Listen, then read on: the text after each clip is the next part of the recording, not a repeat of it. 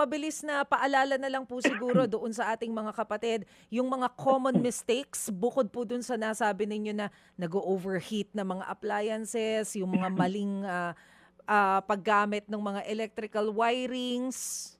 Go ahead, sir. Again, no, yes po, maging katuwang tayo sa pag-iwas ng sunog. No, ang dahilan ng sunog na yan na pwede nating maiwasan tulad ng mga electrical appliance natin pag hindi na ginagamit ay i-unplug natin lalo na pag umalis ng bahay at wag tayong mag-iwan na nakamagdamag na charge, wag tayong mag-overload ng mga ating mga dikuryenteng kagamitan, no? Yung isang outlet diyan ay wag nang dagdagan na napakarami pang extension cord dahil prone din yan sa pwedeng maging overheating or overloading.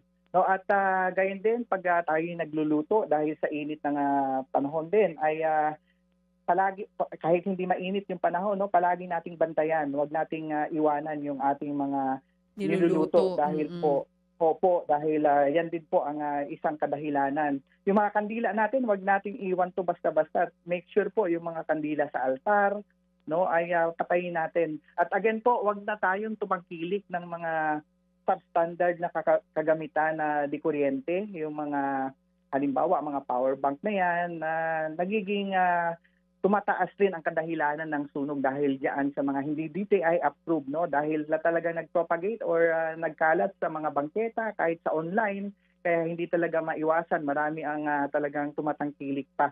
So maging maingat tayo sa mga pwedeng mangyaring sunog sa atin. At kung hindi talaga maiwasan, huwag kalimutan na tumawag sa 911 at makaresponde ang inyong BFP, no, at ang mithiin namin within 5 minutes dito sa Metro Manila ay makaresponde agad o di kaya outside of Metro Manila ay 7 minuto ang ating goal, no, to respond para hindi na maging conflagration ng isang sunog at maagapan natin. Mga kapatid, para sa iba pang mga balita at impormasyon, sundan niyo po kami sa X, Instagram, Facebook at syempre sa TikTok, True Network PH. Mag-subscribe din po kayo sa aming YouTube channel, True Network. May website din po tayo, truenetwork.ph. At pwede nyo rin po kaming mapanood sa Channel 19 ng aming True FM TV. Lagi pa rin makinig sa radyo dito po sa 105.9 True FM dahil dito, laging true sa'yo, kapatid. Ito tayo sa totoo, tunay at tapat.